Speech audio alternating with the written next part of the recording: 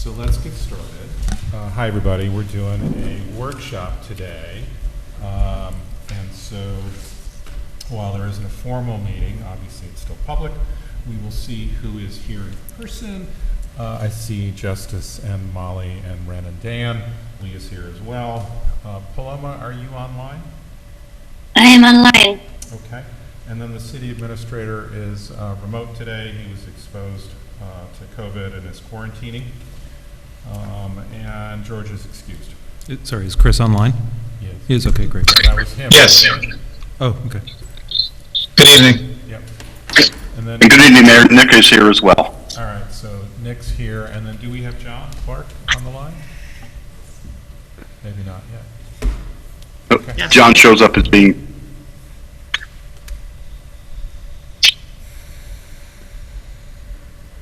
Sorry, what was that, Nick?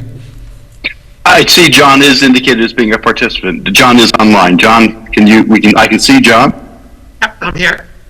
Okay, great. and John's audio is working. Okay.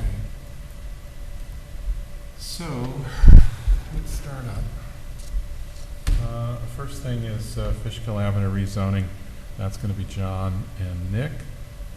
Who wants to start this? John, you want to tell us what you did since we were last there, unless, Nick, you want to prefer to go first? Whichever, you let me know. Yeah. Can I share my screen? Yes, please.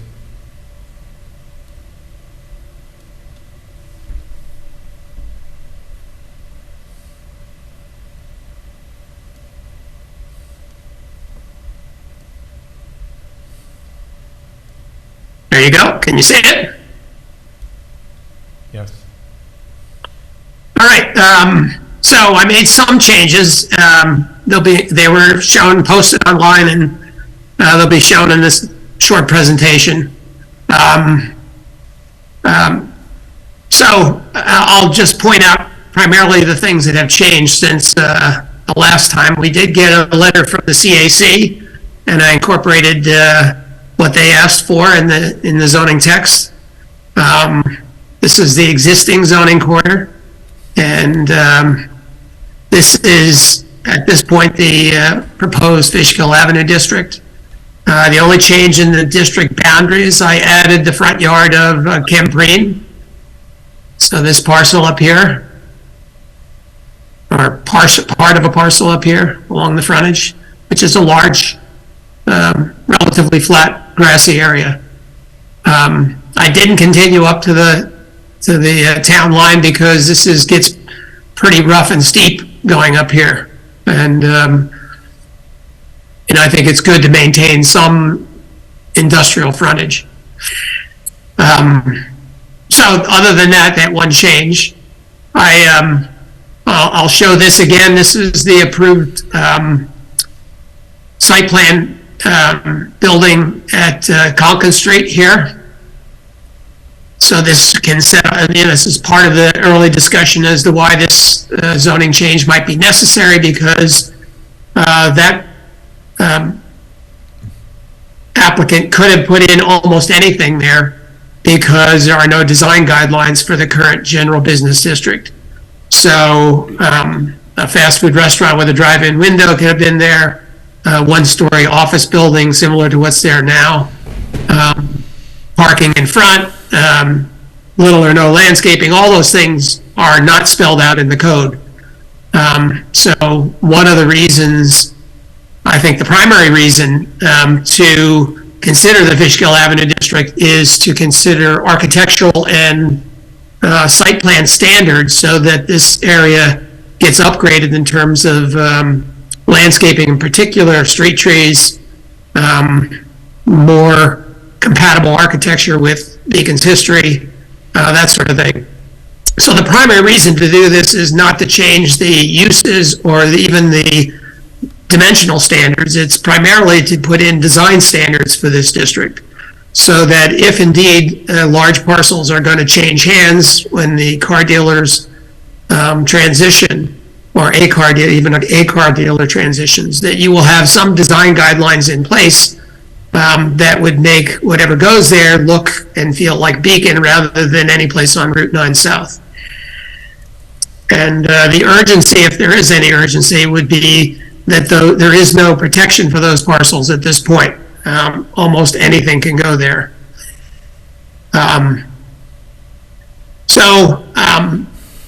Let me just go on to the next slide. I wanted to point out that the frontages are relatively shallow here. It's sort of a long, skinny district. And on the east side, the frontages, the lot depths are about 138 feet on average. That's not a problem. You can put a decent building with a rear parking lot along this side of the street relatively easily. But when you get on the western side of the strip, those lot depths are only about 90 feet deep. So I did some sort of sketches of what buildings might look like there. And it's very difficult to put a building with any degree of parking on some of these parcels. So as it stands, most of the development that would happen on this side of the street would probably have side yard parking if there's a parking lot involved. Which brings up, how do you shield, and does it create a walkable environment when you're walking past parking lots? So I did include some thoughts. This is a building that's at the east end. This is the Camprine front lawn here. So this is up at the corner of State Street. It's an existing building. Some sort of eating establishment, brewery, coffee house sort of thing. And they have a brick building right on the sidewalk with a brick wall that sort of separates visually the parking lot on the side and to the rear from the frontage.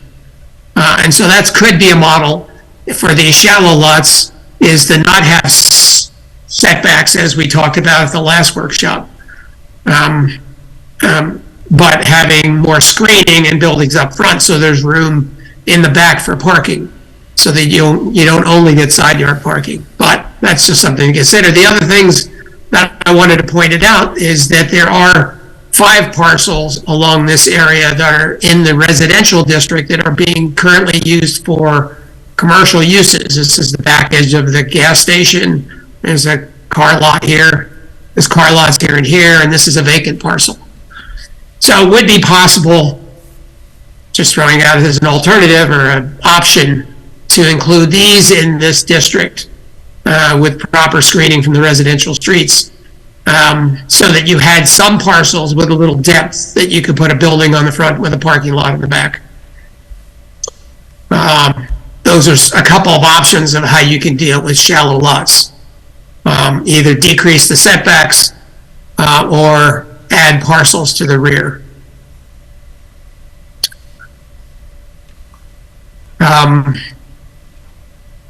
Again, I'll point out that almost none of the uses have changed. So even though this is a zoning district change in name, all of the uses are identical to the GB district, except for one. I added, at the request of the council last time, right now industrial manufacturing use is excluded from the district. And I added that by special permit here.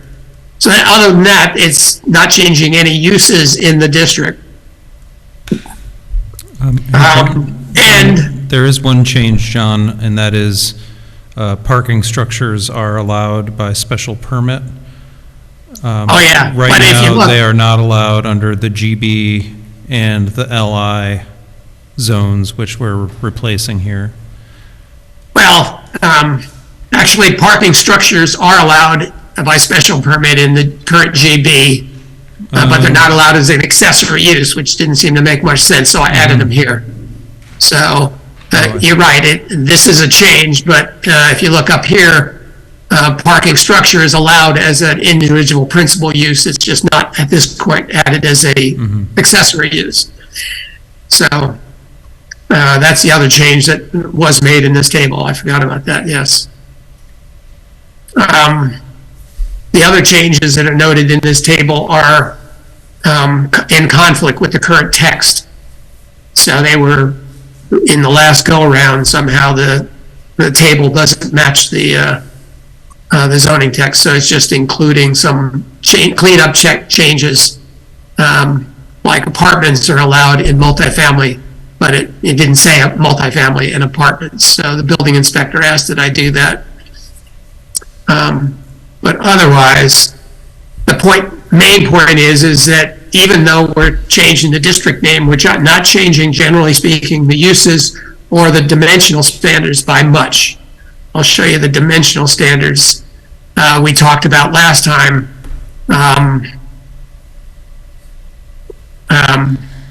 It was suggested that we go to 10, 10, as opposed to 10 and 20. So the side yard setback would be 10 instead of 20, and the rear yard would be 20 instead of 25, just to allow more possibilities more flexibility on the lot.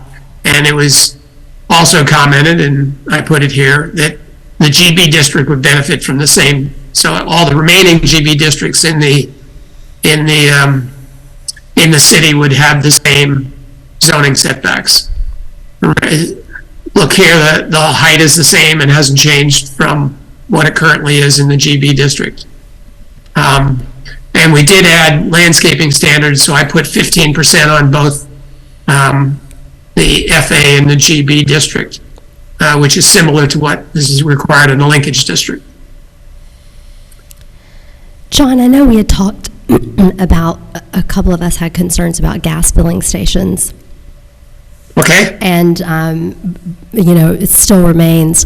But it occurred to me that we're restricting, the buildings need to be 2 stories, with the second story being, not just for show, but a Yes. place. So I was trying to picture, and I even did like an image search on filling stations with 2 stories, and there are these old-fashioned ones, but I couldn't really picture what a filling station with, what would you do on the second story of a gas station? Right, you could have offices up there for the convenience store, or whatever you want to call it.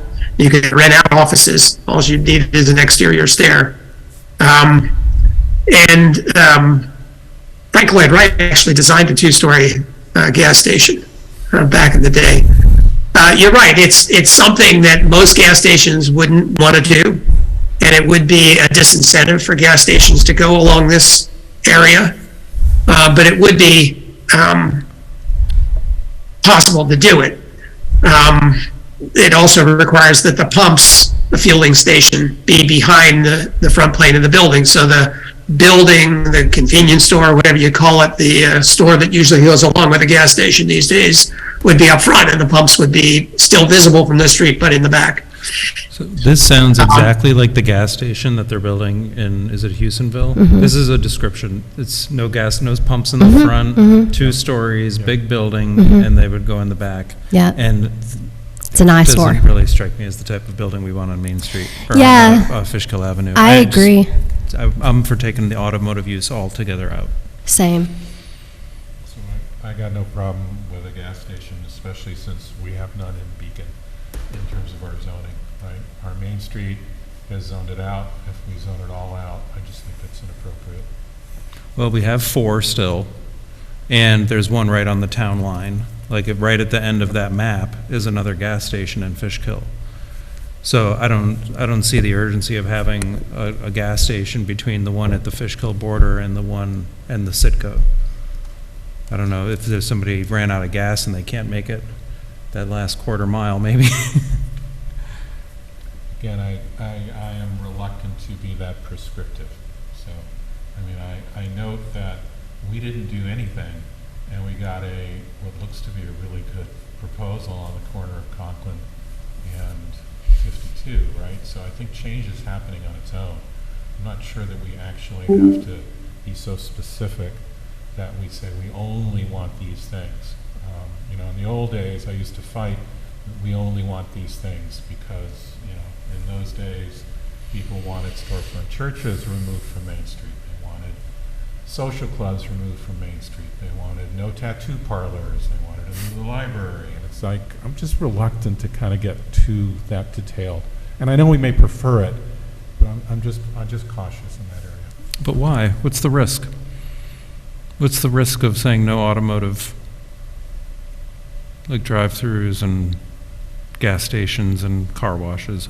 Well, so you're basically saying the bulk of the existing uses wouldn't be permitted, Yes, I guess that's correct. right? And so given that, it's. Because you're saying the car wash and the Citgo is in here, so those two, And the auto dealerships, Okay. right? And it's like, I'm just reluctant to go there. So I am not that wanting to impose our absolute requirements as opposed to our broad brush direction. Mhm. I think that's how we will get to where we want to go.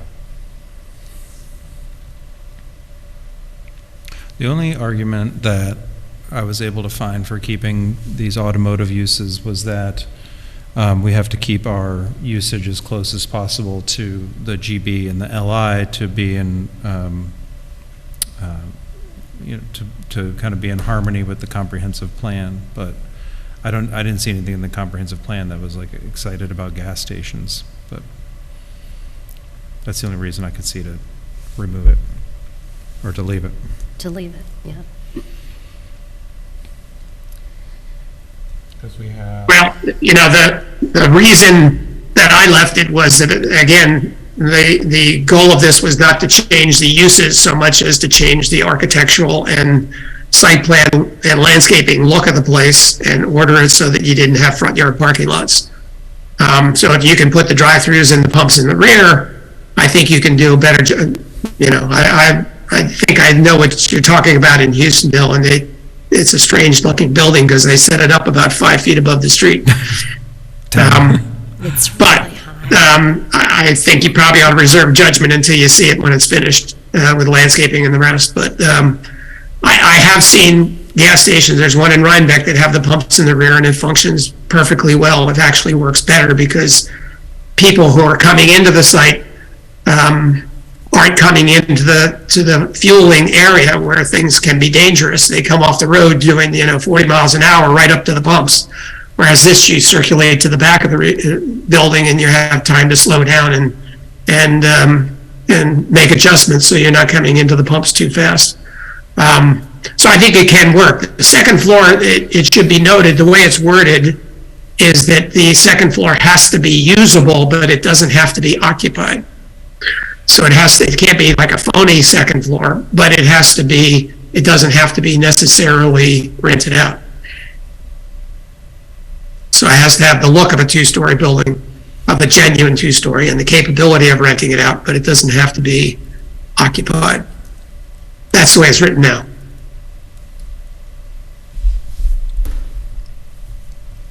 So with those parking lots for the gas stations, that would be, they would be on the back of the buildings facing the creek, which means oil drips, any kind of other chemicals, antifreeze dripping, gas, whatever is falling off of internal combustion vehicles would wash out onto the creek. So that's a concern of mine as well. Yeah, well, I think that's a legitimate concern, but during site plan, it's entirely possible to avoid any off-site drainage that would go that direction. All the drainage would be focused towards the front, and the grease traps or whatever environmental functions that you have to put through for a gas station. So it would be a screening issue, and we have a requirement in here for landscaping and fencing along any of the rear property lines to avoid that sort of direct visual confrontation. I have a sort of broad question related to this topic, and maybe it's a philosophical one, but particularly as we're talking about the creek side of Fishkill Creek, and in consideration of the rail trail and the Greenway Trail coming or existing there. I actually am thinking about the sort of front side of these buildings as being the creek side. And as we'll have, I'm thinking, the most pedestrian and bicycle traffic on the creek side, and the most car traffic on the street side, wondering if there is something to keeping the cars on the car side and the people on the people side, knowing that, you know, people will go everywhere. I don't know, Paloma, that I agree that the pedestrian and cycle traffic will come from the creek side because of the steep drop there. I'm hoping that pedestrians and cyclists will be coming in the front as well. I guess there's a small area where it flattens out. Yeah, Yeah, I guess this gets at one of the questions I think Molly raised, and sorry, have some of these 101 questions because I wasn't able to join 2 weeks ago, but wondering to what extent we're envisioning the sort of traffic between the street side and the Greenway Trail.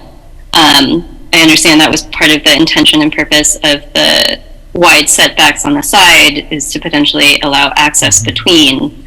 But I'm imagining that is, I'm trying to imagine from the people level how this neighborhood is going to be experienced.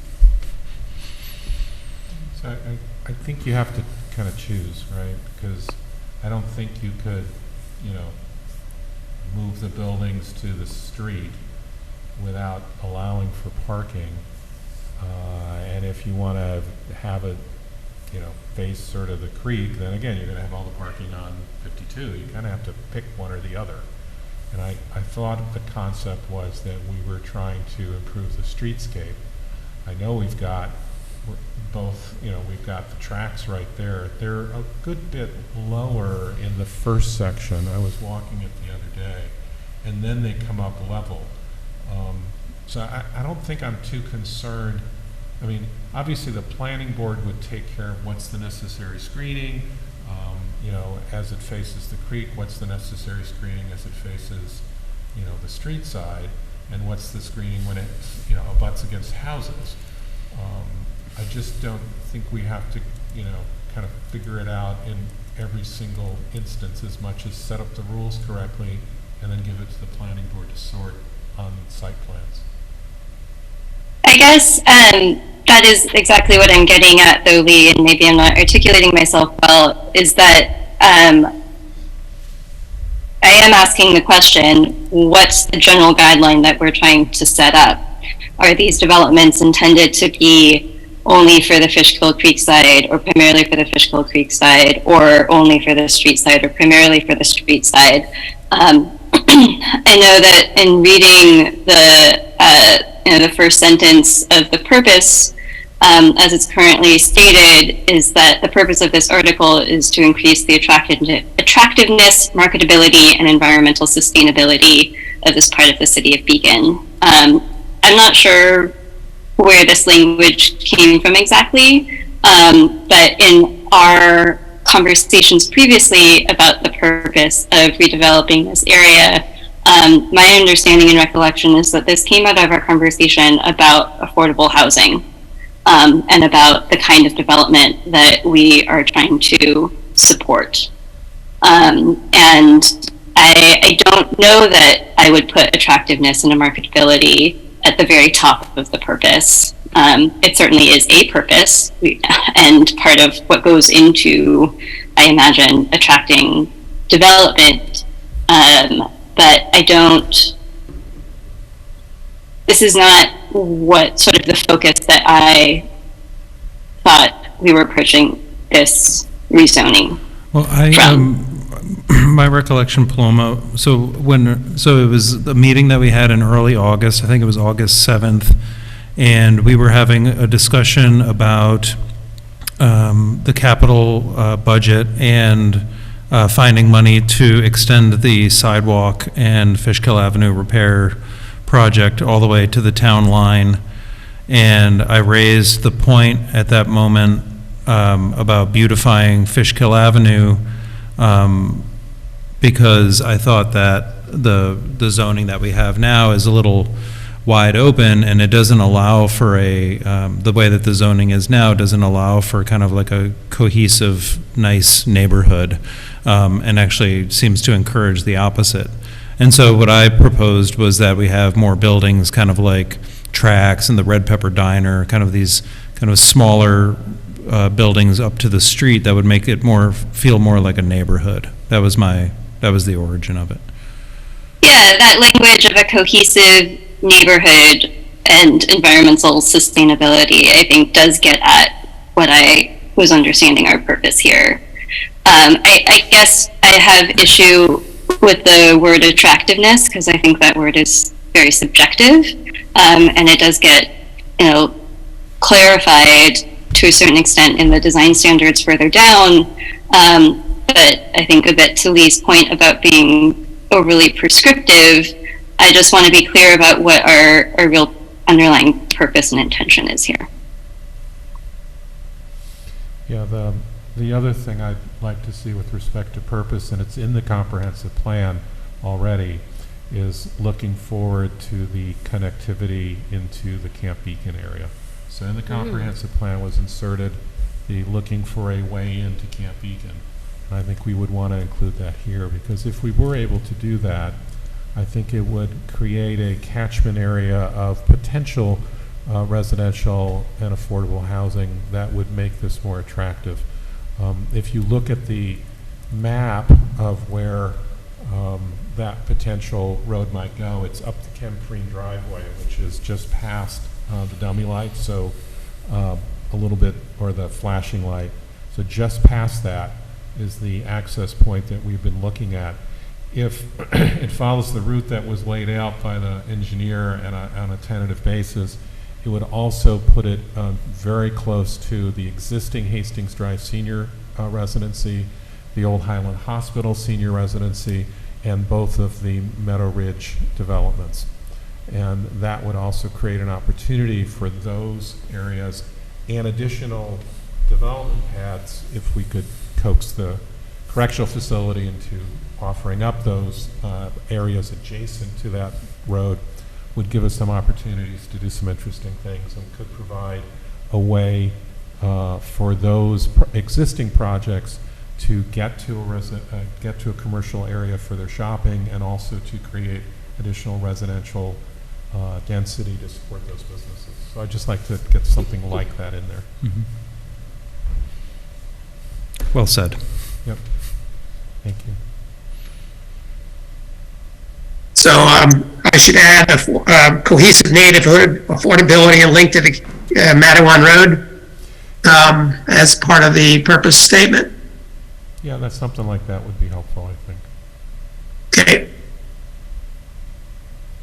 And I think on the where Paloma is going in terms of both the front and the back, I think the back side, I just think we want to just include language to give the planning board the direction to consider in their site plans how the site interacts with the expected rail trail and the creek, right?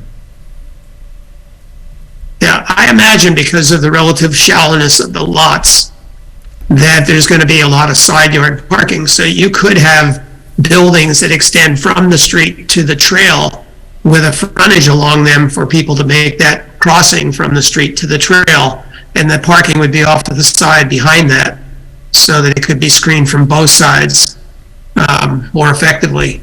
That's how I imagine it, and whether that happens as part of the development process, we'll have to guide the developers in that direction. But I do think that you can bridge the gap between the street and the rail trail without making one the front side or one the back side.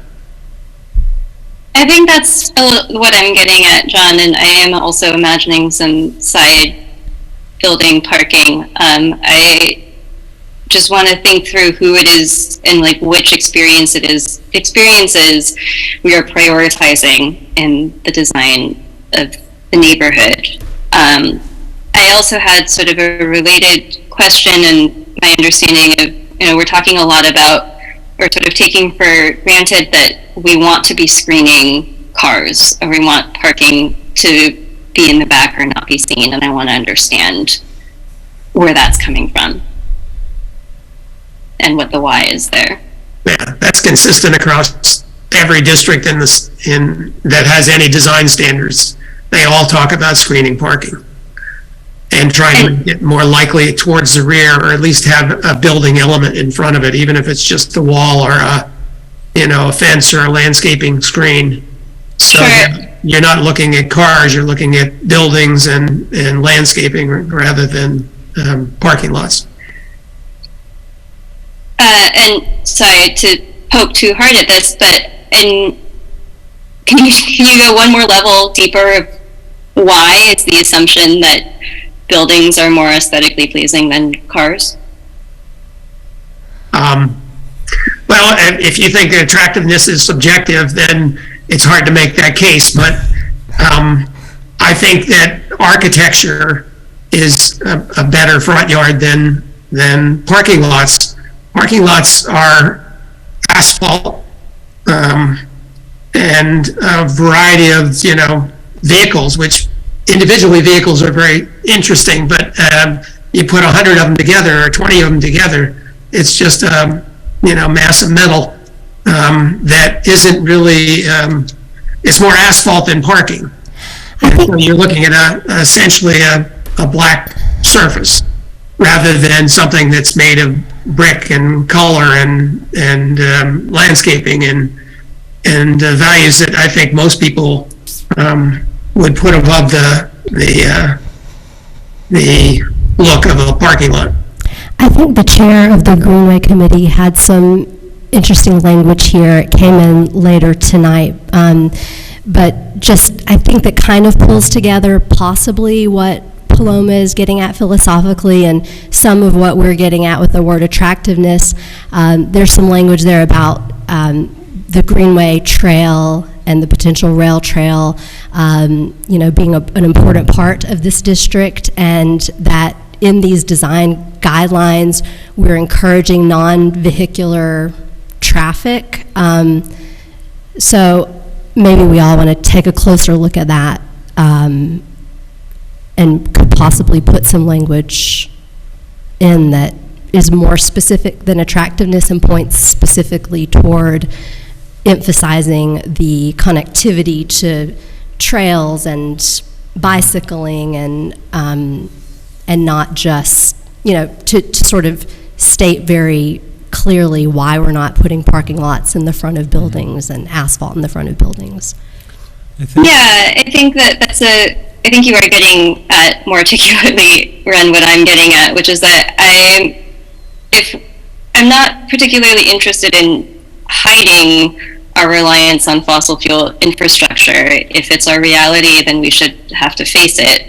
But that's much less interesting than the sort of glass half full of what you're saying, which is let's design for the types of transportation and connectivity that we do want in the long term.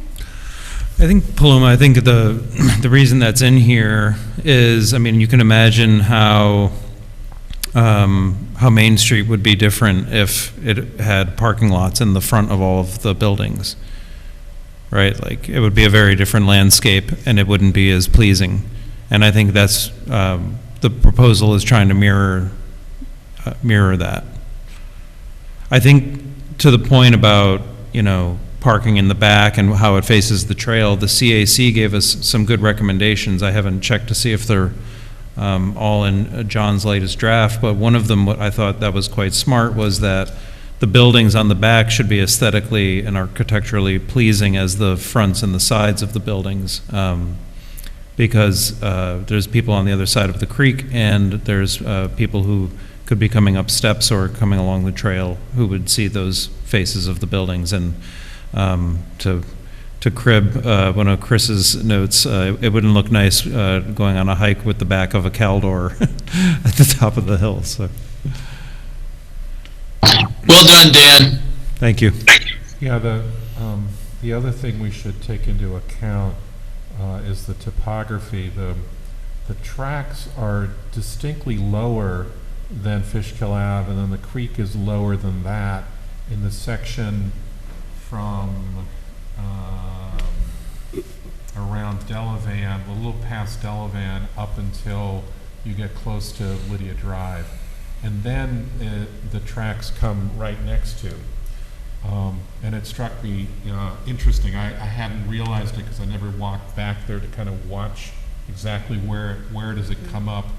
And so I think we should just, while I agree that we should include not specific design standards in the back, but require the planning board to consider that facade as well, where it is visible to the view, to those who will be using either the rail trail or a greenway trail if there is one there. So I like that concept. The other one that struck me, when I heard, talking with a resident when I was walking there, is that once it gets to Lydia Drive and it's very close, that might be the right spot to have, an open kind of entry point to the rail trail, maybe some green space, maybe some parking, but easy access right there, right? It's level, Yeah. and it's right at that light, which will, I assume eventually will become a traffic light. Yeah, the other thing, John, when I'm looking at the map, it looks like the GB that you've got ends at State Street, or are you extending it to the Kemprine lot? I don't see that on any of the maps. Yeah, State Street is here, so it does take the front yard of Kemprine, which is back here. So I took it up to where that lot line is and where the potential intersection for connection over to the state properties would be. The one in my packet doesn't do that. The one when I look up at the screen, now I get it. Good. Oh yeah, that was from two weeks ago, the one in the packet, I think. Thank you. Maybe, I don't know. This slideshow was posted for tonight. Yeah, but when I was walking the site, the image that I had is our main entry point, kind of the centerpiece entry point, could be right at that flashing light, Yeah, right on either side of it, right? Because it's the section between Lydia and Route 52 is probably too narrow to build anything. And we can kind of keep it that way and get some sort of both green space and bike racks and, some modest parking in there. Between Lydia and 52, like that narrow strip Yeah, there? that narrow strip. Yeah, I mean, There's just very little you could do there. when the rail trail in Ulster County, I'm pretty sure it was the Ulster County Rail Trail, has these kind of stations, like these key stopping points where you can, like lock up your bike and go do, and this would be a perfect place for a station like that, stop. If you're coming from the north to the south, this is probably the first commercial thing you would see in a while, would be that Trax Coffee Roasters. So you would pull your bike off there, stop, get a coffee, and then get back on your way to Beacon.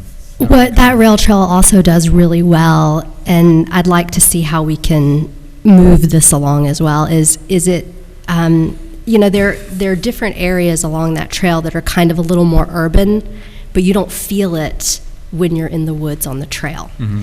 And I think it has to do with trees that were planted. So, I'm not sure if, in discussions about riparian borders and that sort of thing, if there might need to be from the creek, between the creek and the tracks, trees planted there. Mm-hmm. But one thing that I noticed on the Ulster County Rail Trail is when you emerge into one of those little rest areas and parking areas, you're like, wow, there's a whole town around here, and it just felt like you were back in the woods, and it was all so quiet. Cool.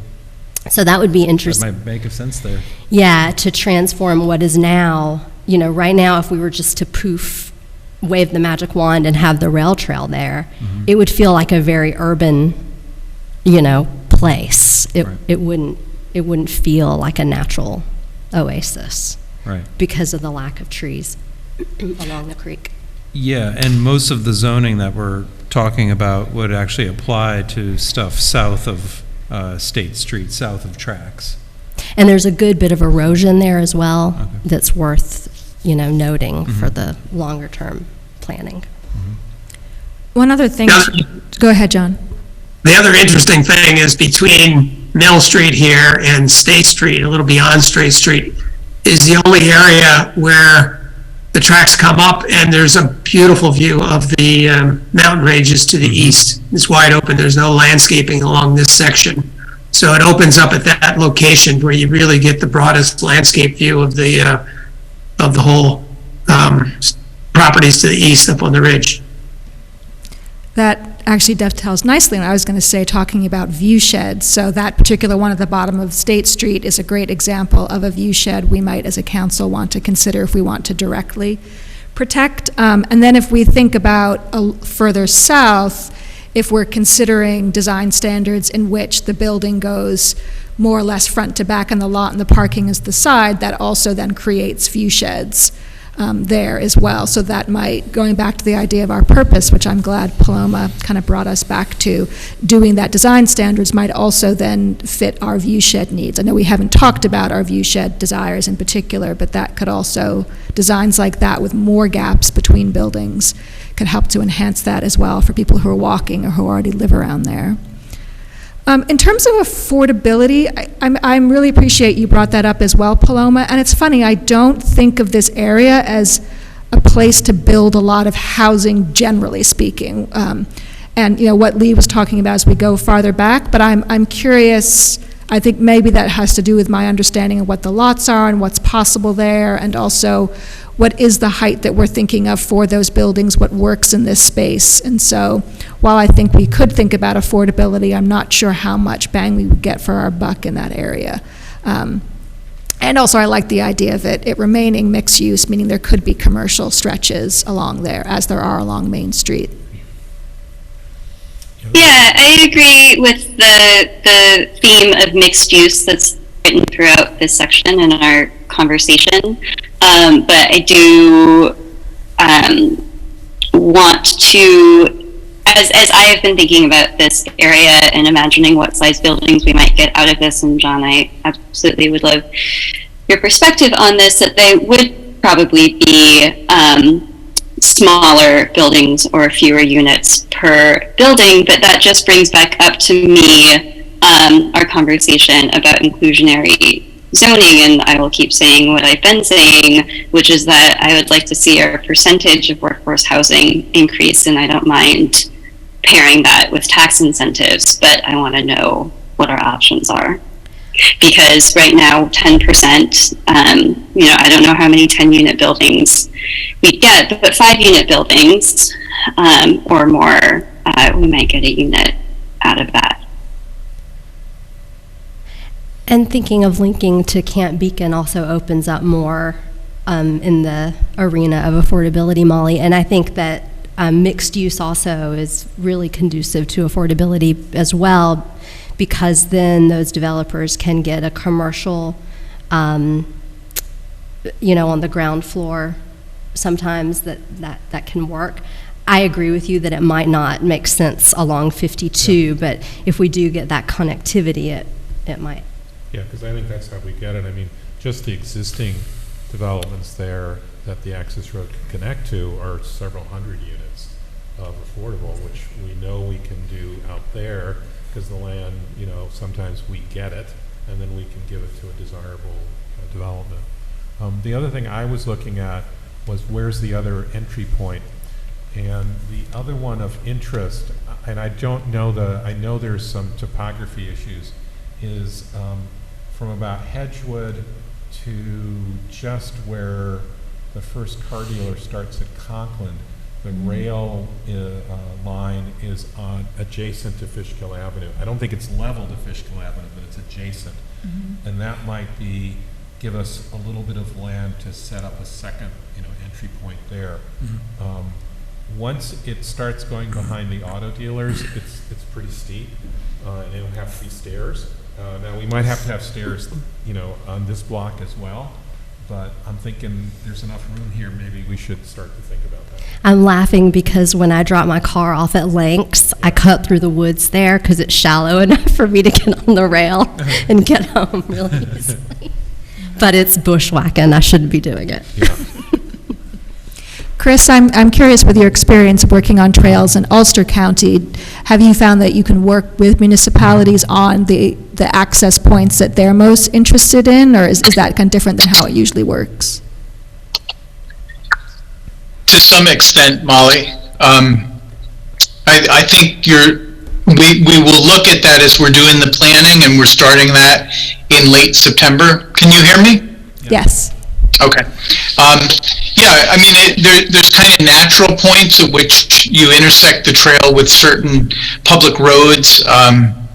And again, I think that we can ask for additional places to get on the trail throughout this corridor. And that's something I'll be raising with them. Great, thank you. But at the very minimum, you have direct access up near State Street and in this area near Hedgewood. Yep. So you might want to try to do one at Townsend or something like that, sort of in the middle, so you have, regular entry points to the rail trail in this district. I don't know what the steepness is in here and whether you can do it, but certainly here you could do a tapered down ramp system to get down to the rail trail. And up here it's relatively level. Yep, I think that's right. I think that would be part of our work on the trail. I don't know if the county's going to do some of this in their current study, but all we have to do for our zoning is just, kind of envision it and don't get in the way. Right? Mm-hmm. What's their timeline for the study? Chris, do we know when Rafters work's going to be done? We don't have an anticipated project timeline yet. We'll be meeting at the end of September, and I'm sure that's one of the things they'll probably lay out. It usually takes a year to two for design, and I'm sure they're going to have to phase the construction of this into at least 2, if not more phases, just because of the length and the complexity of things like getting across Route 9. It would make sense to start from the Beacon End because that's where the major population center along this is. You can put that in there as your request. Yeah, the county. We did get it called the Beacon Hopewell Rail Trail, so Beacon is hopefully going to be the starting point. Yeah, and the county agrees with your view, John. It's not, I don't know if we have it in writing, but they certainly agree this is the urban part. But for the purposes of that September meeting, the two areas that we'd like to have a connection on that trail would be just northeast of Mavis and then right over by Mill Street. Right? I think that's what we were suggesting. At least, yeah. Those seem pretty reasonable.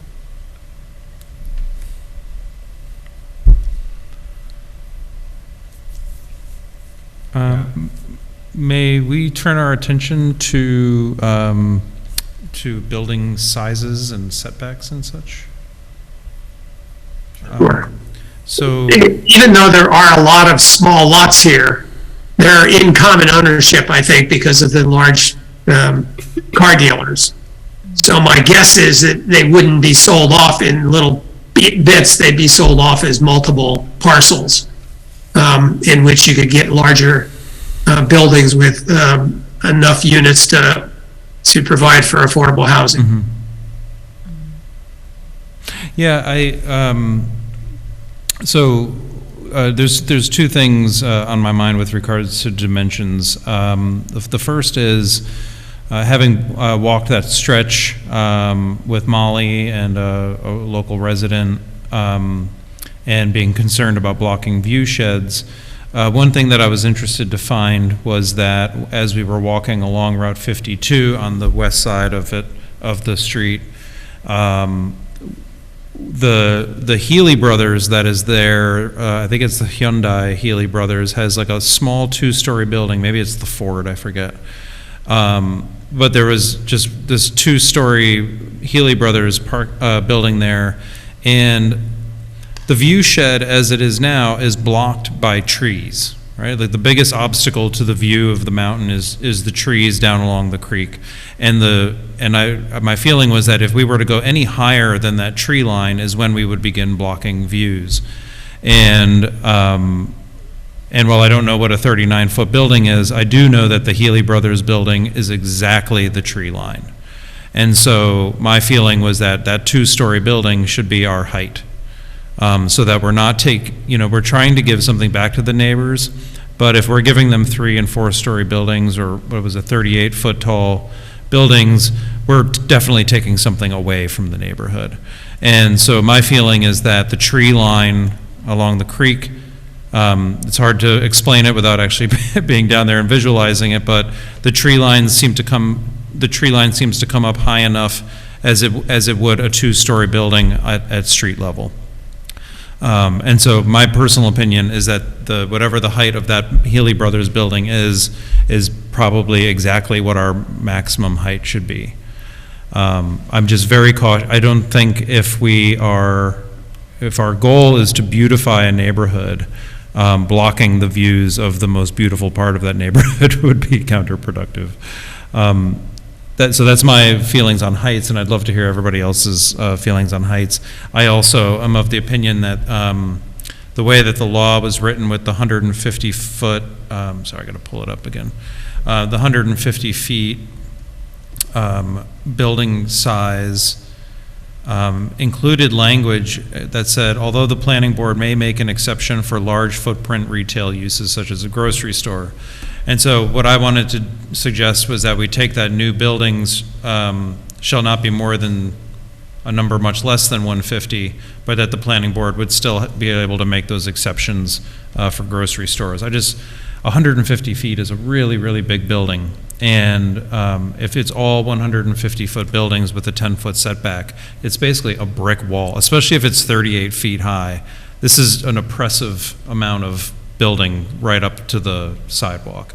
And so I just want everybody to visualize, what does it mean that a building that's 150 feet long, 38 feet high, and only 10 feet from the sidewalk, you are definitely taking away the views of that neighborhood. And so I just want to put out there that I think we might be a little big, and what we should probably be doing is actually encouraging smaller lot sizes, except in cases maybe where a grocery store is the right fit, and the planning board makes an exception for that. What are your thoughts on all that? That makes sense to me. I've looked at the 2-story building you're referencing, and I think it's a great guideline. The Healy? Mm-hmm. Yeah, it's not, is it the Hyundai one? I don't know, but yeah, I know which one you're talking about. And I wanted to clarify, Dan, are we only talking about the creek side of the street, or are we talking about the entire district? Well, the zone would apply to the west side of the street, but I think also, and I think there's a lot of people with residential buildings on Meade Avenue that would agree with me that that going much higher than 2 stories there would not be nice. But I think it's most urgent on the east side of Route 52 because everybody's looking east. So, I think we should concern ourselves with views, but I don't think we need to legislate through zoning a view on every single inch of Route 52. There's nothing wrong with a building going up to 3 stories for 40 feet and then coming down and having an open space. So I thought what we were doing was we were going to identify view sheds that we want to protect, and then while I don't support 150 feet, 3 stories, and 10 feet from the sidewalk, I would rather have some sort of some guidance to the planning board to say, while there's a height limit, one should be, you're going to have to decide in a site plan what's the appropriate width, what's where you can go to that height and where you shouldn't, right? Because I do think that you make it very difficult to actually transform a neighborhood if you say, 1 story or 2 story. It's going to take something to make it change. So. Now we're in the twilight zone.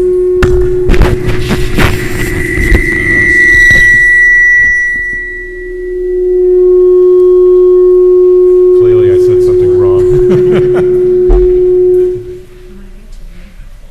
Someone. Or you said something really metal. FYI, I muted the courtroom until Pete gets this fixed. Thank you, Ben. Thank you, Ben.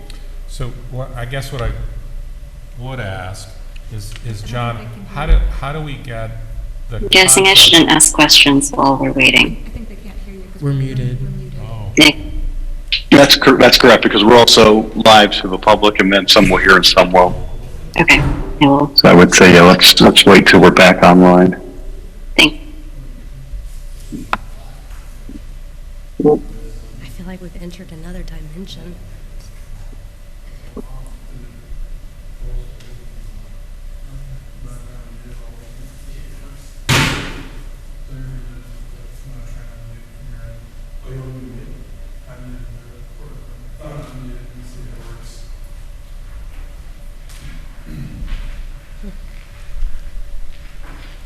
Yeah.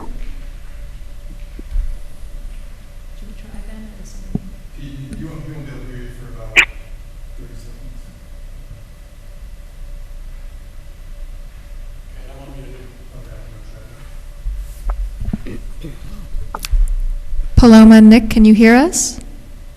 We can, yes. Thank you. All right. so I don't know if the last comment got through, but I would ask John, I think you heard the discussion. So John, how would we craft, kind of form-based description that says, we don't want to have a long building that's too tall, but there might be some areas where you could, that it would be for the planning board to kind of make the judgment calls of when it works and when it doesn't. It's difficult. You can certainly say on one side of the street is different than the other side. It's hard to, and you can certainly put a shorter maximum size on a building than 150 feet. Those things are all, but it's, dimensions are supposed to be sort of district-wide unless there's a good reason. So it's hard to mandate that buildings sort of come down and up and whatever. I would point out that street trees and regular trees are almost always 35 feet high. So to restrict the buildings to 2 stories and under 35 feet, they're just going to be blocked by the trees anyway. John, the trees are in the back, down the slope, which is why they're not 35 feet in height. I think John is saying if we add street trees to the landscaping So that along was, the road. that was one of my suggestions for later, was that the trees that we plant here are also dwarf trees that don't exceed 20 feet. Well, the other point that I would probably make is that Healy building is probably a lot taller than you think, Okay. because they have high ceilings in those buildings. So That might work out for everybody. it very well might be 35 feet high. I don't have I'm not sure that I have an exact way to measure them, but 35 feet is what's allowed in the district now, and so you could assume that some of those buildings are 35 feet high. And like I said, 35 feet even for a medium-sized tree is pretty typical. The trees down by the creek are probably 60, 70 feet high, because those are native plantings. They go quite high. So 20 feet trees are really dwarfs and don't make a good streetscape. So I would say, and the other thing I would point out, that 2-story buildings are very inefficient to build because you still have to put in an elevator and 2 staircases. So you don't get the benefit of the extra space for the amount of building envelope that you have to develop for vertical access. So the 3rd story, if you don't have 3-story capabilities, you're less likely to get any building there because Well, 2 stories are inefficient to build. But yet at the same time, people are willing to build just a fast food restaurant on an entire huge lot, and that makes money? Well, that's because 1-story buildings are efficient to build because you don't have to put in the vertical access. The cost of the elevator and the space required for the 2 staircases makes 2-story buildings the hardest thing to finance. If you go 3, 4, and 5, then each layer you put on makes the elevator and the staircases less of a cost factor. So I'm just suggesting that, number one, I think those Healy buildings are taller than you think. It's not by story, it's by height in this district. So we should probably try to figure out how high those are. And like I said, typical street trees are at least 35 feet high.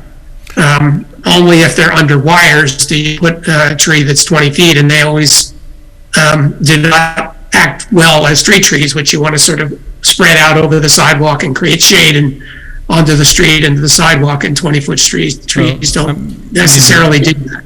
I could recommend some species if you'd like. There's dwarf trees that could accomplish all of the goals of a street tree, which is shade, coolness, cover.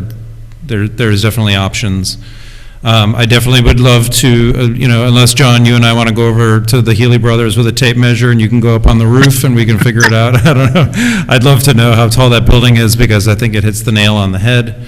We may have a building plan for it in the building department, something from way back when that we could give it, Yeah, and I think the latitude we can give the planning board with regards to width is, we can say like this is the maximum width. It's just not 150 guaranteed for every single lot. But we can say that, here's a width, of say 50 feet. And if there's a business case to be made for a wider width, the planning board will entertain that. But at least, what we would make clear as a council is we don't want just big, walls of brick. That we want texture and we want it to be interesting and we want variety. The other, John, is there a way to sort of articulate this as building bulk overall, as opposed to prescribing height and width specifically? Since it seems like, as Dan just said, what we're looking for ultimately is variety. Well, there is, in the architectural standards, there's the breaking up facades. I think I have it at 40 feet. Every 40 feet, you have to have some variation. Buildings like the Dundero building are probably 100 feet long, but because they're broken up into individual storefronts and have architectural articulation, they don't look massive or unproductive next to the sidewalks. I guess what I'm getting at also, though, is that I think Lee said this, that 1 or 2 3-story buildings that are relatively narrow might not negatively affect the view shed significantly, but what we don't want is all 3-story buildings or for them to be completely bulky. And I'm not saying, start spot zoning about how high each lot building can be, but I'm wondering if we could get at the variety through looking at overall bulk. Am I making sense? yeah. You're making sense. It's just difficult to do in zones. Yeah, the other thing I want to point out is the one residential structure that's in the middle of this is a Second Empire on Fishkill Ave, and I think it's a 2.5-story. It has 3 floors of units, and I think it's actually one of the loveliest structures there because it is a historic structure. I would certainly want to permit that. I think if we only allowed 2 stories for residential, I don't think we get any. So I just think we need to be mindful of that reality. And again, I like that building a lot. The owners in the audience actually too. I also just want to say that I'm hesitant to limit the height, or limit it to 2 stories, I should say. I'm not looking for any skyscrapers on Fishkill Ave, but I'm invested in just seeing more mixed income housing and low-income housing in general. And I think if there are ways that we can just encourage mixed-use buildings, and I think doing so would be to encourage maybe a 3-story building here and there. We could potentially see that on Fishkill Ave, and I just don't want to limit the opportunity to have more of that here. Maybe there's another way to approach this, and it's not to have a building height, but to have I don't know what you would call it, but an actual elevation height, meaning, from, like 10 feet above sidewalk level going out over, no. I get what you're trying You get to what I'm say. saying, right? Yeah. Like that the buildings could be taller if the ground is lower. Like a certain number of feet above sea level? I guess so. that But sea what- levels, is that sea like the levels in kind- flux, so. Right, so it's based upon grade, Thank you, in great. essence. Yeah, so we're gonna have, it would be a flat topography, and then you would have a baseline.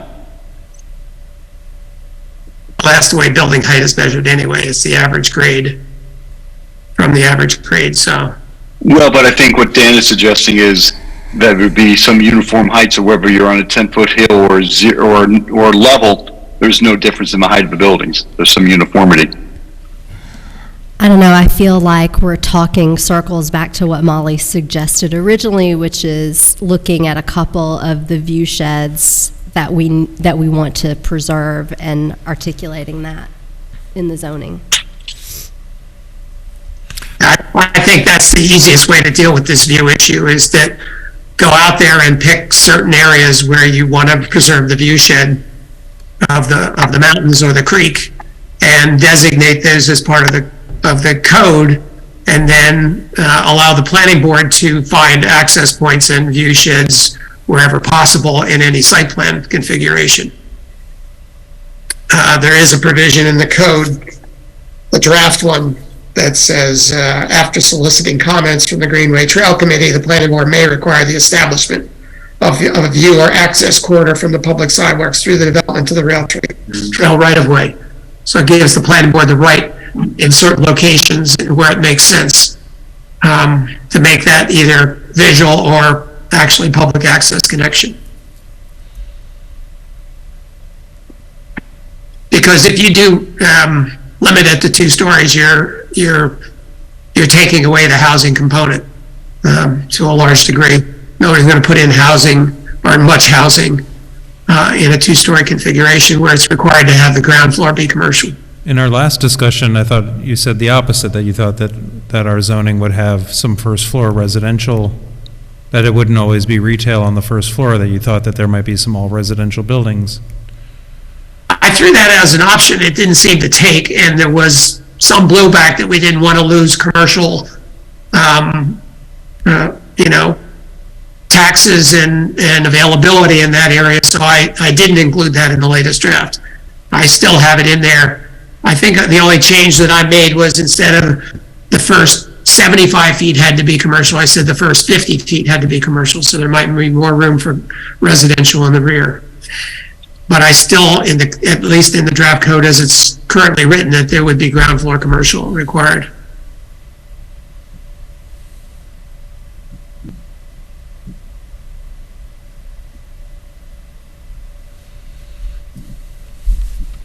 Would it make any sense to allow fully residential by special permit?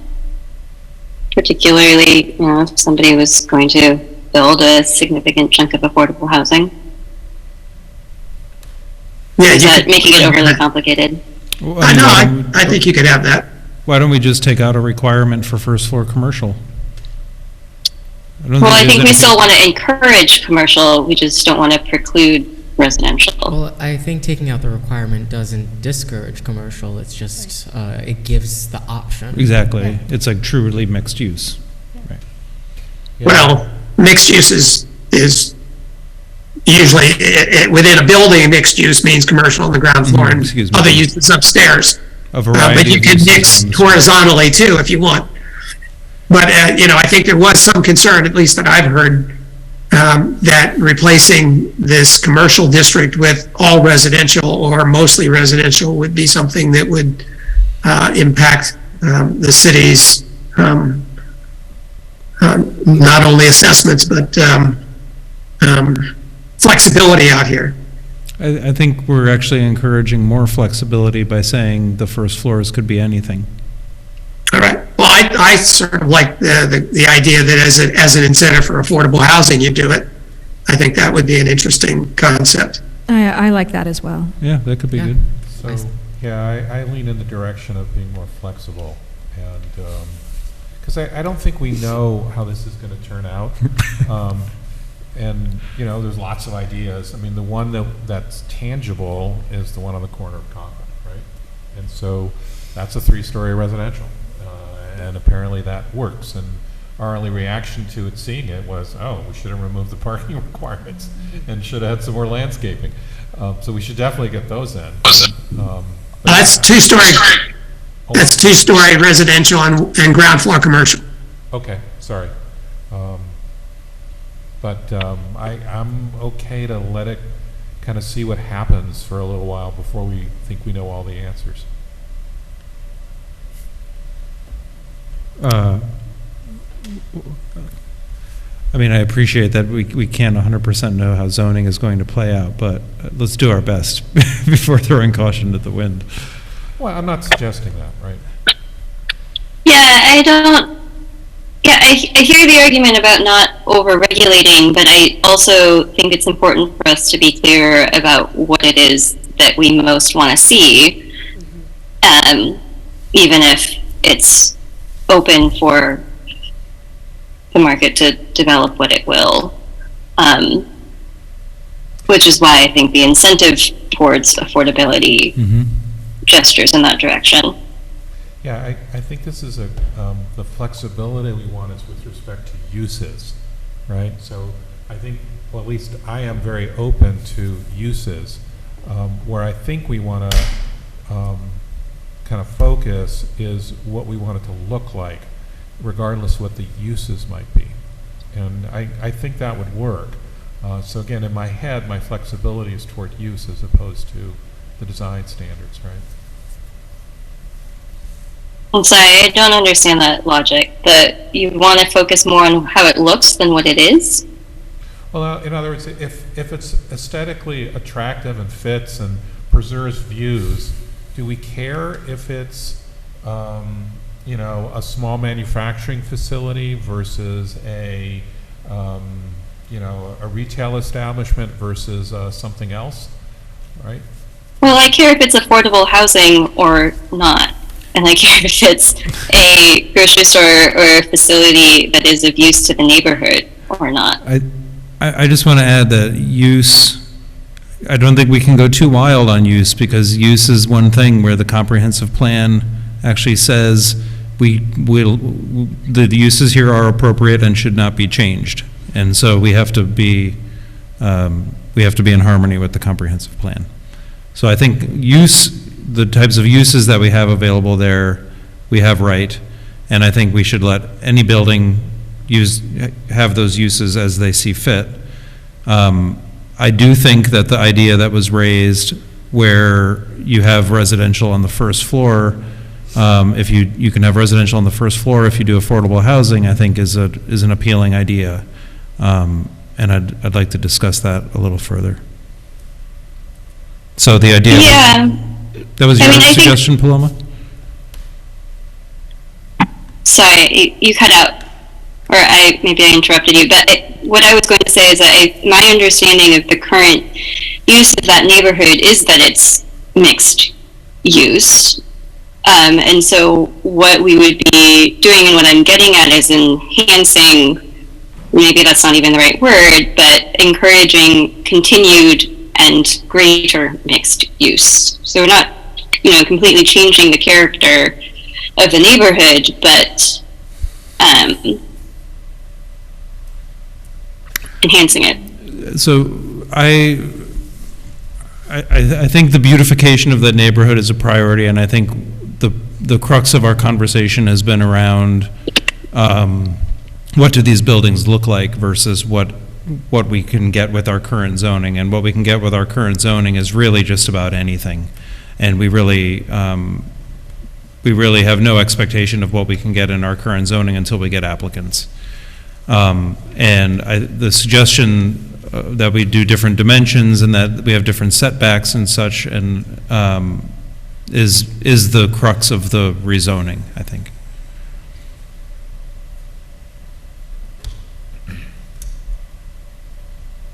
Other thoughts? We're an hour and 15 in.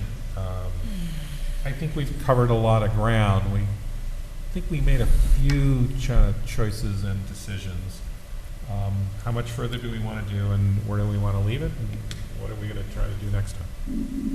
Can I get a sense of whether there's any interest in expanding the district to include these currently used commercial lots on the side streets of Conklin and Townsend? I'm in favor of that, pending the input of the neighbors and, as you suggested, sort of the design standards around exactly where it abuts their properties. So an outcome of that could be that you could have a residential property and the next door neighbor is, and right next to them, instead of having another home, is a parking lot in the back of a place on 52, right? Well, Dan, they're currently parking lots. That's what they are right now.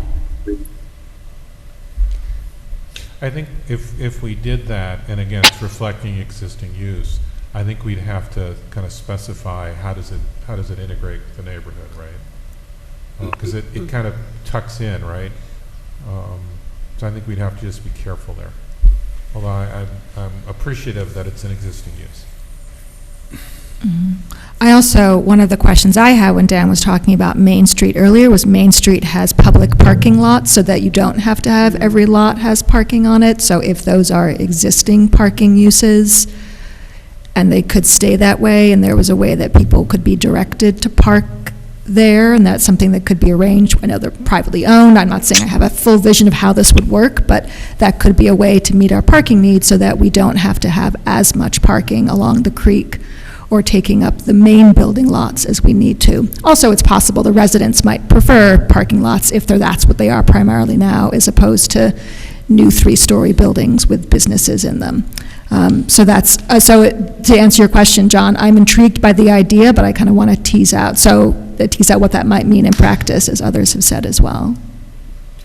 Yeah, the other question I had in this area, John, is that this is the one block or 2 blocks where there are houses directly adjacent, right? I don't think that's the case anywhere else along this area. And it's like, would we want, some kind of higher standards because of that, like in terms of screening, in terms of whatever, in terms of direction that we give the planning board on how it becomes compatible by what they do with the site plans? Yeah, I have in there right now a screening and fencing requirement for anywhere where it butts up against a residential property. Okay. So, But I could increase that on these blocks in particular. Anything that say is adjacent to Mead Avenue, you could have a broader landscape buffer, for instance. yeah, I think the key This really would is, give that opportunity to have pooled parking so that all those narrow lots along the front could have access to a more shared parking in the rear. I think what's key is having, just making sure that dumpsters and parking spots aren't right on the property line where people live on the other side, and cars aren't backing into people's fences all the time. I think fencing is a good idea. I think landscaping is always nicer, so I hope that they would, we could write in maybe that it's done with landscaping in addition to a fence. Yeah, I have both right now. Yeah, okay, great. Because no matter how good a landscaping is, you still get headlights, and there is a height difference between Mead and Fishkill Avenue, so there is sort of a natural way that you could bring the cars down so they're not like fronting right on the Mead Avenue. Right now, that's the way it is. It sort of slopes down there, and there's a wooded buffer, or at least a tree line buffer, and a fence on those areas.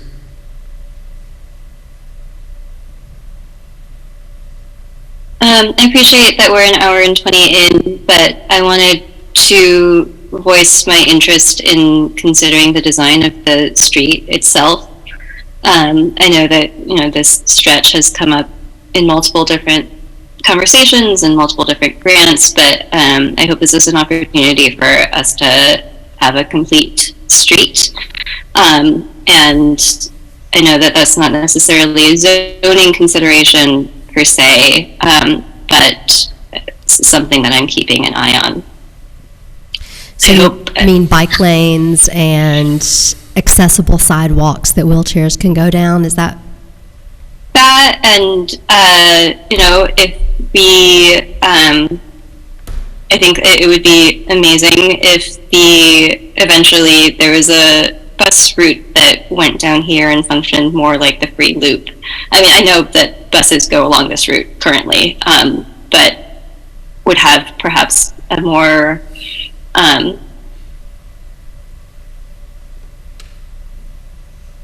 more robust route, more stops, and more accessible,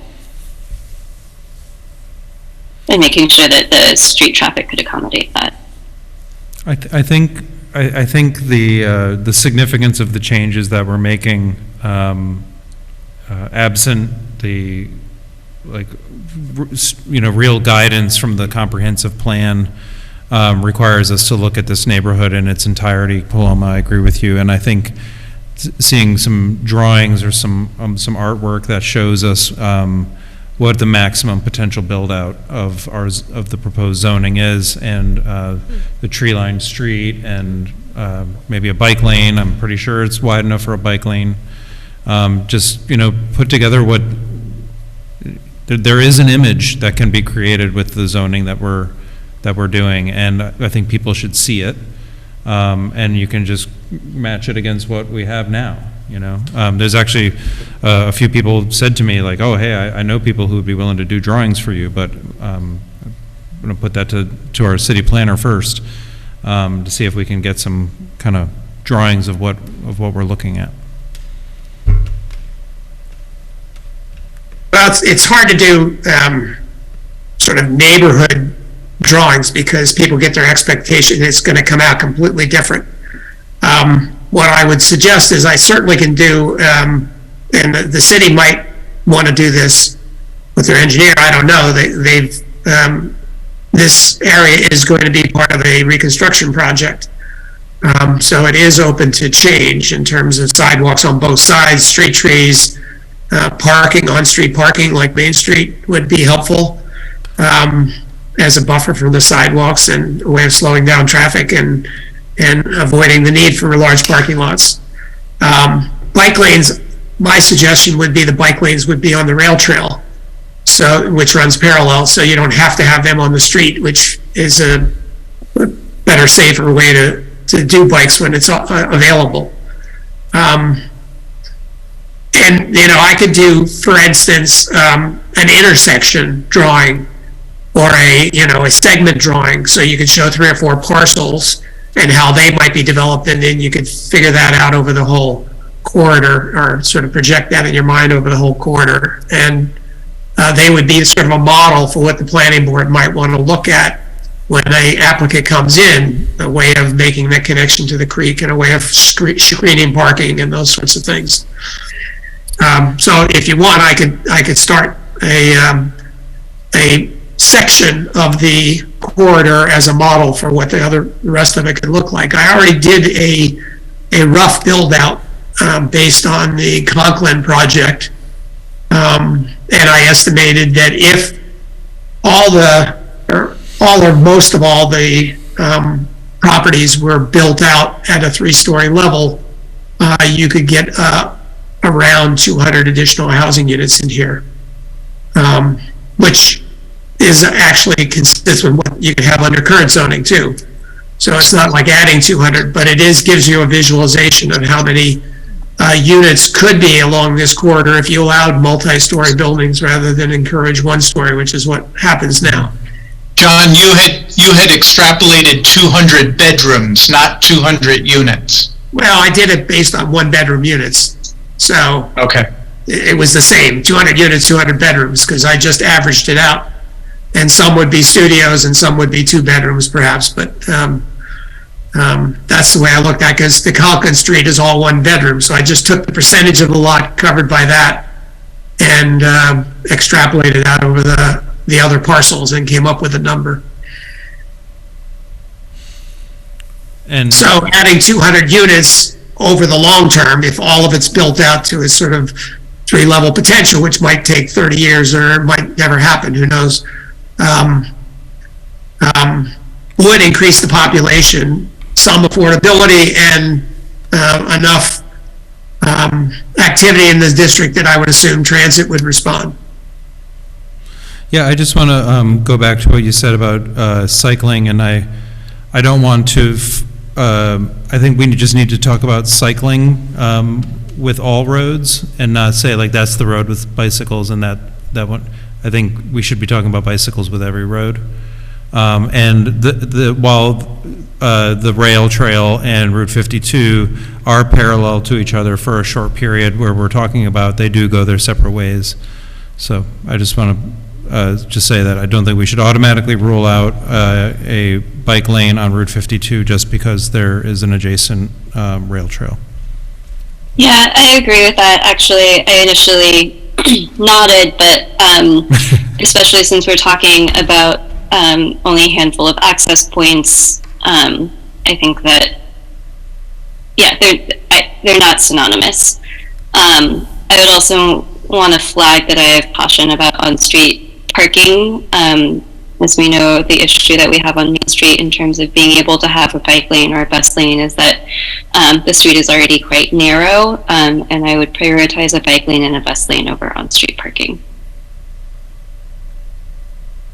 Yeah, I agree. And we also see our older population using e-bikes a lot more these days. Everybody seems to be getting one, so preparing for that is also a good idea. You know, if you look at the corridor, you don't have as much width as I think you think there is. Yeah. We had to buy right away in order to do 5-foot sidewalks. You have 2 lanes of traffic, a little bit of a shoulder, and then sidewalks. Again, I think you shouldn't go too far beyond with bike lanes before you look at the width of that road. Most of that road does not have that width. I was over there, and that's when I thought, oh wow, we can fit a bike lane here. But Yeah. I don't know how you do it because we had to buy real estate just to put in expanded sidewalks. there's a little extra. And that was without on-street parking.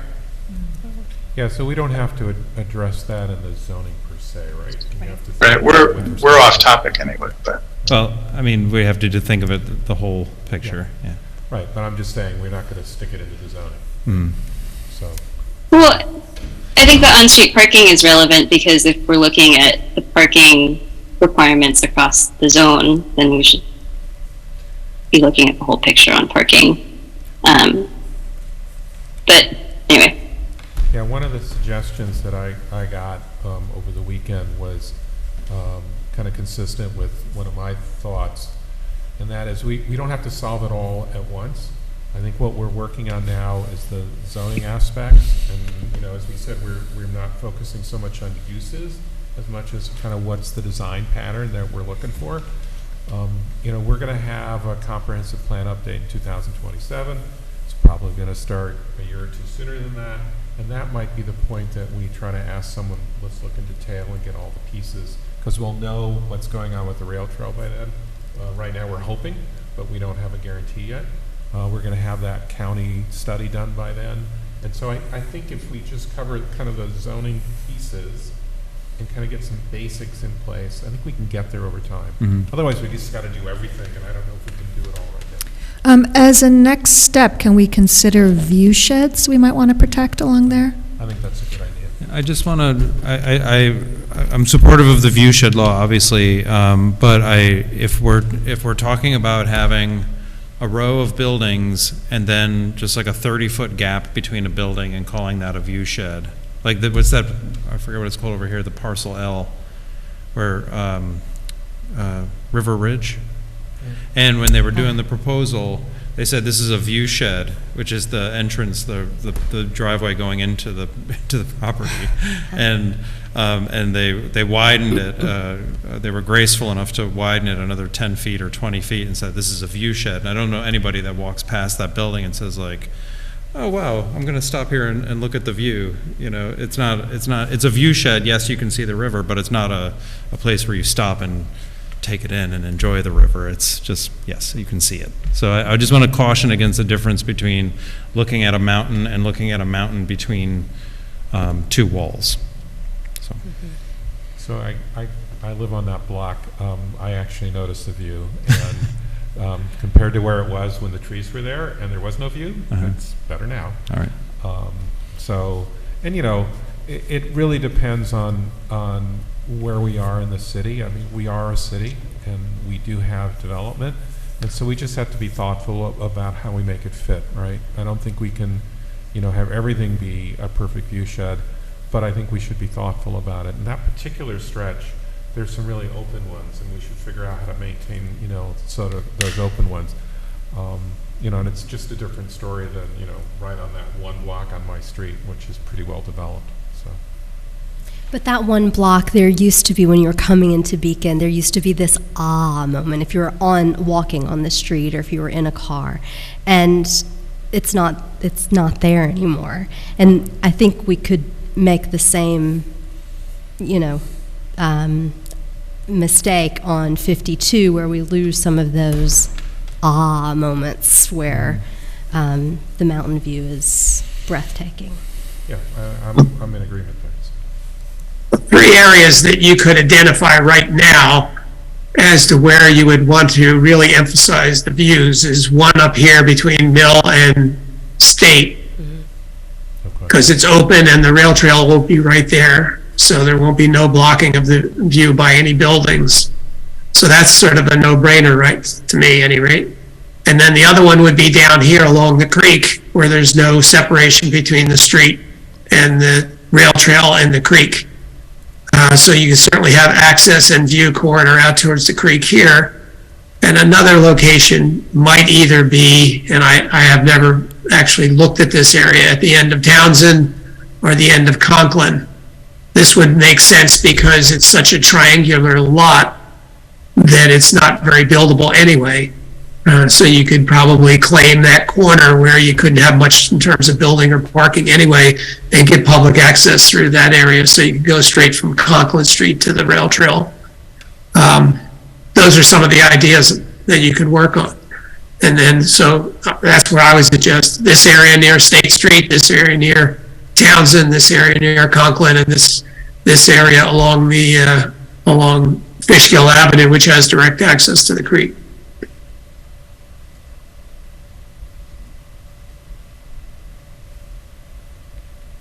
Okay.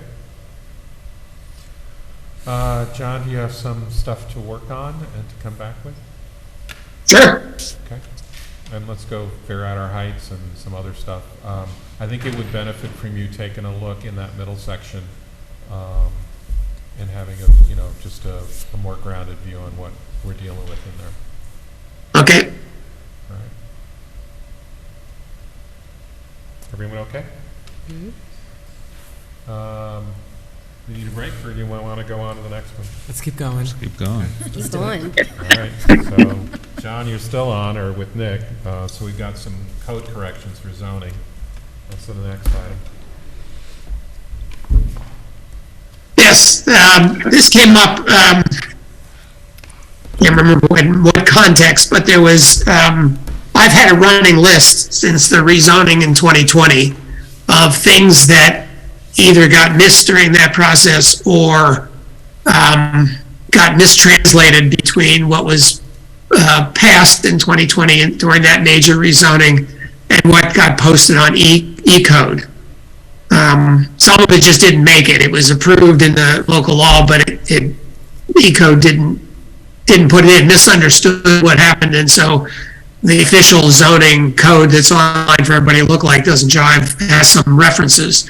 And they're minor things, mostly either references to districts. There's one case in which the text didn't get changed, but the table got changed, so they don't match. And then the other one was, it came up during one of the site plans along Main Street that required a minimum two-story building along Main Street. So you don't have those one-story buildings, but in the rear or towards the rear, you couldn't put a one-story addition, for instance, or an accessory building in the back for storage or, maintenance or anything, because it only allowed two-story buildings throughout the district. So I added one-story accessory buildings to the rear of the principal building are permitted, and one-story secondary addition setback are permitted. So you could have a two-story frontage, and then towards the rear, you could have a one-story addition or an accessory building that was one story. Sorry, John, isn't this section that we're talking about the Fishkill Avenue district? No. What is this it? Is the top? Under it says- Main Street. Well, at the top, use and dimensional table corrections in conjunction with the Fishkill Avenue district. Although I just, there were some errors on the table when it got translated to E-code, and I've included those on the Fishkill Avenue revised tables. So you'll see little other, like footnotes that are marked red, or, a cross-reference that's marked red, or the reference to the historic district is the wrong, they put in asterisks where they weren't supposed to be in. So I corrected those on the revised table for the Fishkill Avenue. I figured we could adopt the table corrections all in one lump. And these are more text-oriented tables and problems.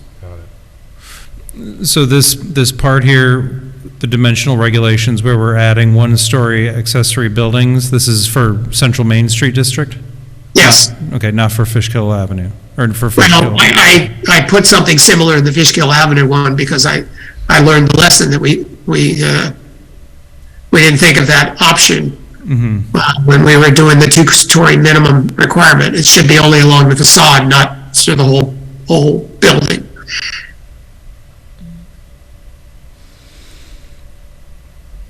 Because for air and light, you might want an addition on the side towards the rear that's one story rather than two. Sure, or but this three. proposal here is just the CMS, right? Yes, Okay. this refers to the CMS, and then I did the similar in the Fishkill Avenue. But most of the other are just cross-references of tables or paragraphs where the reference isn't right.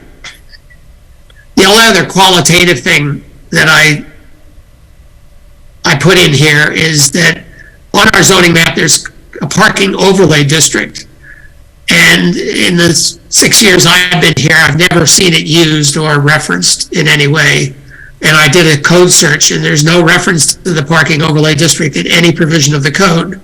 So I just question why it's there. It was put in 1998 or something way back. So it was before my time, and I have no reason why it's on the zoning table. So I was just asking that question. Maybe it should be deleted from the zoning table, unless somebody can come up with a rationale for why it's there. We haven't got George here right now, so I don't know. Well, the mayor should go far enough back to remember, I would think. I haven't had a chance to ask him. It was 98 to 2000. I was here. Okay. and Oh, he you was were here. not. Oh, all right, there you go. Well, do you remember what it's for, I parking have district no overlay? idea. Don't you take notes? I know. We just never used it, whatever it is. So I was suggesting that maybe that should be taken off the zoning map, unless somebody can come up with a good reason for having it there. Because it's just confusing. People look at it and, what do I have to do for the parking overlay district? I'm in it. And we have to say, just put on, every site plan says, are you in the parking overlay district? They say yes, but there's nothing that impacts the site plan, because there's nothing in the code refers to it as a requirement. I want to take a look, but I'm fine with that. Yeah. He's also, So anyway, these could be adopted as sort of a miscellaneous corrections thing, or they could, the next time you do an amendment for the Fishkill Avenue or some other use, you could tack these on as miscellaneous amendments to correct the E-code version of the zoning law. Yeah, I think if these are corrections or things you're discovering, it might actually be good to separate them out. Like Dan just went through, what are we passing that's new versus what are we doing that's actually getting rid of things that might not really exist in practice, or things that are just updates to our table. So I appreciate you bringing this up now, John. Okay. I have a question for Nick. Since these are sort of corrections, would these be considered non-substantive changes? In which case, do we need to pass anything? No, unfortunately, we do, because we're modifying even of a non-substantive. They would need a public hearing and referral to the planning board, and then and the county, and then a vote. So unfortunately, yes, there's no other way to do it. Okay. Okay, everybody good with that? Yeah, maybe the county knows what a parking district overlay is, so. No, they asked me, that's how it came up. Oh, right, yes, you have What is this? John. They were doing an update of our zoning map, and they asked me, what is this all about, this parking overlay? We can't find it in the code, and I looked and I said, I've never been able to figure it out either. Okay? You want to go on to budget amendments? Yes. Let's do it. Chris, you going to tell us these? I thought you'd never ask, Mayor. There you go. Night. Good night, John. Good night, Thank you, John. So we have 4 budget amendments for you that we'd like you to vote on next week. 1 is in the sewer fund and 3 are in the general fund. I'll go through each of them, and if you have any questions, please feel free to stop me and ask.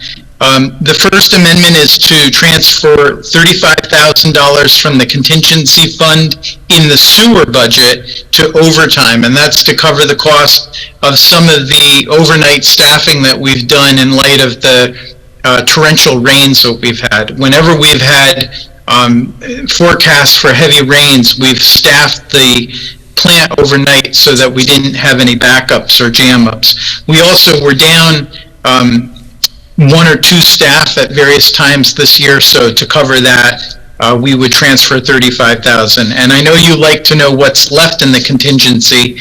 That contingency was $50,000. This leaves us $15,000. In the general fund, we have a highway budget amendment for repair of equipment for the leaf vacuum truck and our backhoe. So we would be transferring $20,000 from contingency to repair of equipment. And I'll give you an update on that contingency after the next one. The third amendment is to deal with the very high cost of getting rid of recycling materials. At one point, we were paid and credited for recycling, and at this point, we are paying more to get rid of recycling than we do for garbage. When I started 2.5 years ago, we were paying about $20 a ton. We are now paying an average this year of $106 a ton to get rid of recycling at Republic, which is out on Route 52. So we're amending the budget to move $61,000 from contingency to recycling charges. That nearly depletes our contingency in the general fund. It brings us down to $8,821. The final budget amendment doesn't involve contingency. It's basically a pass-through of state aid that was approved in Governor Hochul's 2023-2024 budget for child care worker bonuses, and this goes to our after-school workers in the amount of up to $3,000 apiece. Most of these are prorated based on how many hours they do, and it's a pass-through of $11,142 from state aid to our payroll for these child care worker bonuses. And that was a $500 million initiative that the governor did, and our recreation department figured out how to tap into it. Chris, when it comes to recycling, do we have any other options than who we're working with right now? I don't think that they'd be any more cost effective. The market for these commodities has really gone down, and at the very least, we're paying less for transport because we're only transporting them a few miles to a place within the city.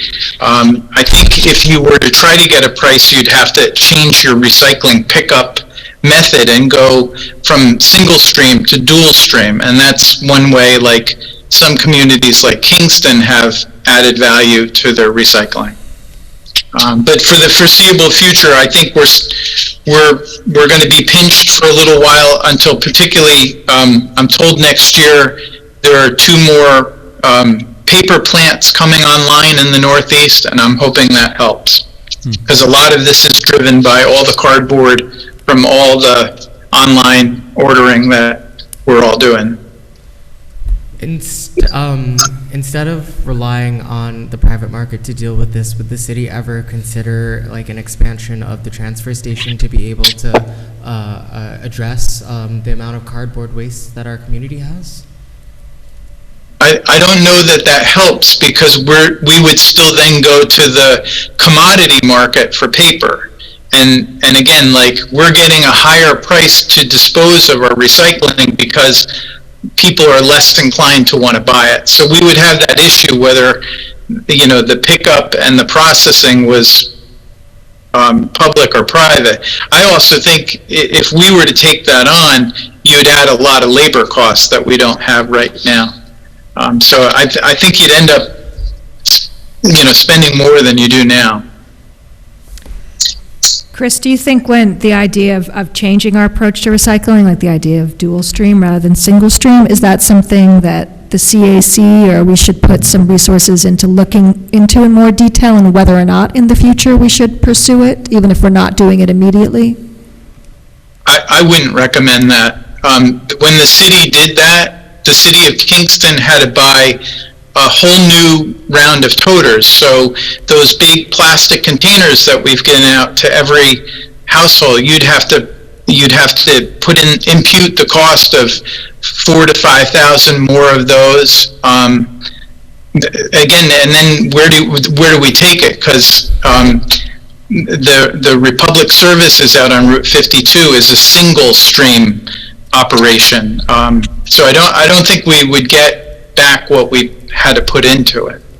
I would just, it's a market and it's going to fluctuate, so we'll need, some years we've done better than other years. In 2022, we did a lot better and had many months where it was $22 or $32. We're just at the high end of that now. It's a well-documented national crisis. We have to stop using plastic. Right. I would say if you want to save money, stop using glass.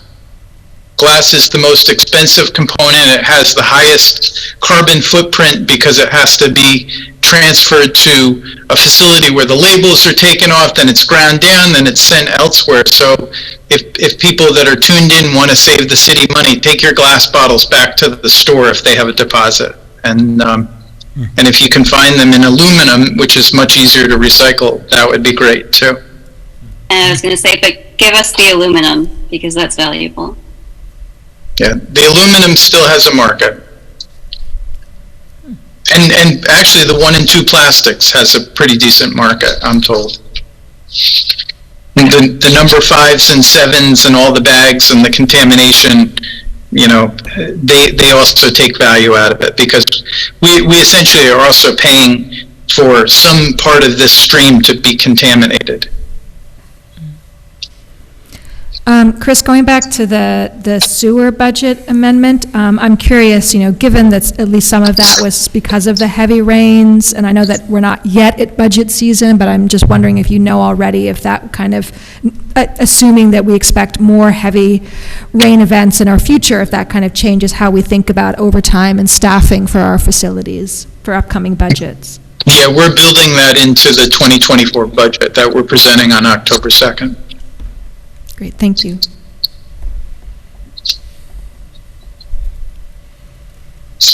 Okay. Anything else on these 4 items? Then I will entertain a motion to adjourn. Motion to adjourn. Second? Thank you all. All in favor? Aye. Aye. Paloma? Aye. Thank you.